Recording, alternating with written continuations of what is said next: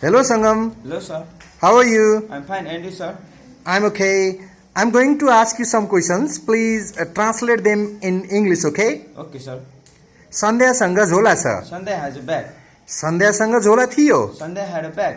मसँग धेरै पैसा छ. I have a lot of money. मसँग धेरै पैसा थियो. I had a lot of money.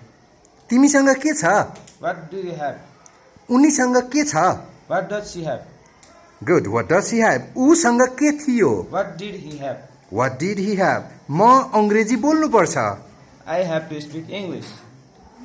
उसले पैसा कमाउनु पर्छ. He has to earn money. तिनीहरूले मेहनत गर्नुपर्छ. They have to work hard. मेरो मम्मीले घाँस काट्नु पर्छ. My mother has to cut grass. Babita यहाँ आउनु पर्दथ्यो. Babita had to come here. तिमी बिहान सबेरै उठ्नु पर्दछ. You have to get up early in the morning.